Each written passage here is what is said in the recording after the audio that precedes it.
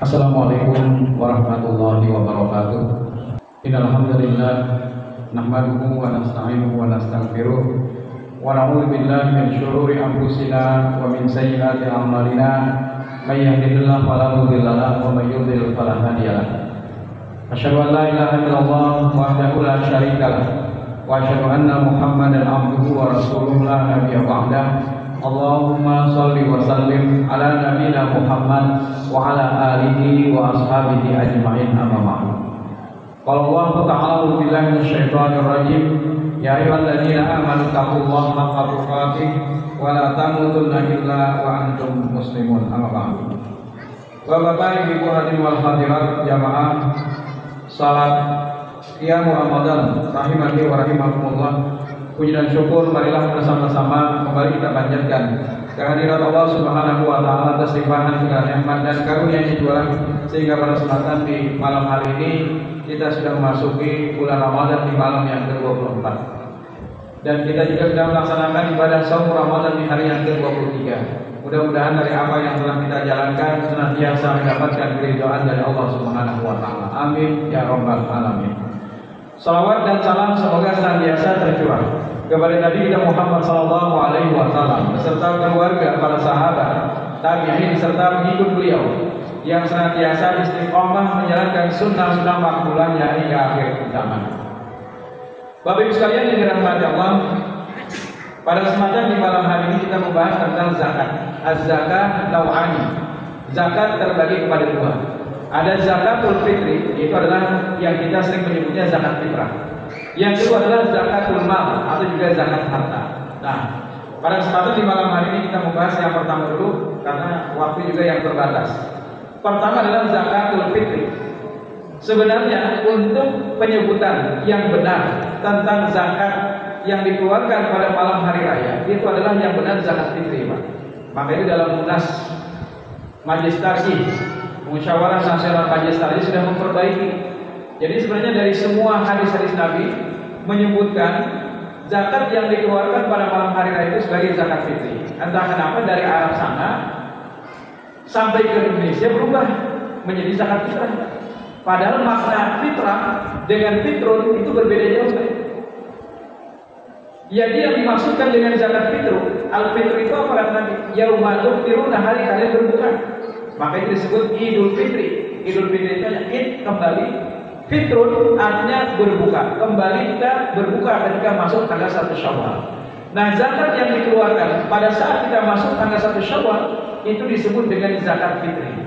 Jadi zakat yang dikeluarkan pada saat sudah berbuka orang-orang, tidak lagi berpuasa, maka penyebutannya adalah zakat fitri. Jadi mampir ke India kan hadisnya nih, atau ke Singapura, saatnya sampai ke Indonesia berubah menjadi zakat fitrah. Nah, Bapak Ibu sekalian yang dirahmati Allah, misalnya dalam hadis Nabi sallallahu alaihi wasallam, pada Rasulullah sallallahu alaihi wasallam, Nabi mewajibkan zakat al-fitri, yaitu adalah zakat fitri min Ramadan, dari semenjak Ramadan. Jadi waktu wajibnya ketika masuk tanggal 1 Syawal, walaupun pengeluarannya boleh dari semenjak awal Ramadan. Jadi hari ini pun malam ini boleh sudah, asal panitia siap aja menerimakan. Tapi biasanya kebanyakan kita kaum muslimin membayarkan pada saat masuk tanggal 1 Syawal sudah. Jadi ketika malam hari raya. Sa'an min tamrin, satu sa' daripada tamar kurma, atau sa'an min syahirin, satu sa' daripada gandum.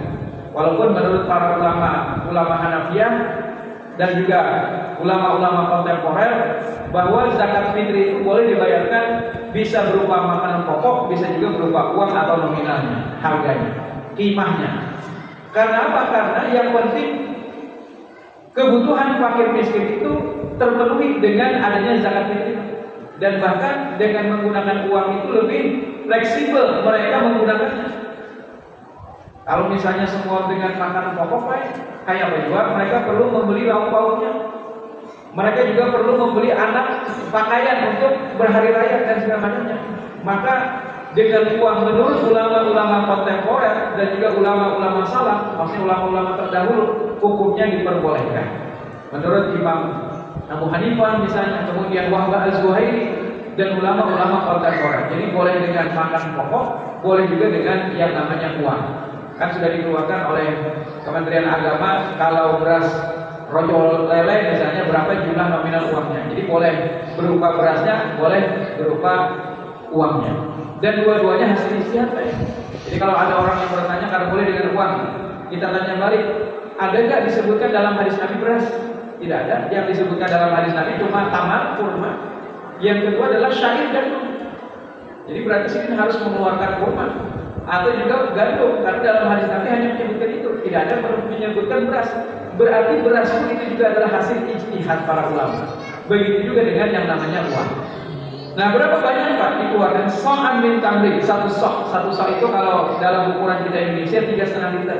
Itu sebenarnya adalah batas minimal mengeluarkan zakat fitri. Kalau kurang dari itu berdosa, tidak sah. Tapi sebenarnya lebih daripada itu tentu lebih baik Pak, lebih mulia. Ini kadang-kadang pemahamannya 3,5 liter itu nang sugi bisi mobil 2 3,5 liter itu. Kalau bisa nang sugi-sugi itu 3,5 karung Pak. Jadi jangan 3,5 liter itu umpat orang yang biasa-biasa. Jadi kenapa Islam menegaskan tentang minimal 3,5 liter untuk memudahkan orang-orang yang tidak mampu membayar zakat fitrinya. Adapun orang yang diberikan kelebihan sebaiknya lebih daripada itu tentu lebih mulia. Nah, jadi satu sok ini hanya batasan minimalnya saja. Ausa'an min syairin alal abdi wal hurri, baik itu budak atau hamba sahaya atau orang yang merdeka. Wadzakari wal unta, baik itu laki-laki atau juga perempuan. Wasagiri wal kabir, baik itu anak kecil atau juga orang yang dewasa. Minal muslimin, dari seluruh kaum muslim. Hadis riwayat muttafaq alaih Bukhari dan Muslim. Bahkan bayi lahir pun, seandainya dia lahir misalnya malam hari raya, berarti dia lahir tanggal 30 Ramadan misalnya, sebelum adzan maghrib berkumandang, masuk tanggal 1 Syawal. Dia lahir sebelum itu sore hari misalnya, maka tetap diwajibkan dibayarkan zakat fitrinya. Tapi kalau dia lahir setelah adzan maghrib berkumandang atau sudah masuk tanggal 1 Syawal, maka tidak wajib dibayarkan akan zakat fitrinya. Tapi kalau orang yang meninggal dunia, orang meninggal dunia, kalau dia meninggal dunia sebelum masuk tanggal 1 Syawal atau dia meninggal dunia tanggal 30 Ramadan misalnya, maka tidak wajib dibayarkan zakat fitrinya. Tapi kalau dia meninggal dunia setelah adzan maghrib hari terakhir Ramadan, berarti kalau sudah adzan maghrib masuk 1 Syawal, maka tetap diwajibkan bayar zakat fitrinya oleh keluarganya. Nah, kemudian selanjutnya adalah untuk siapa?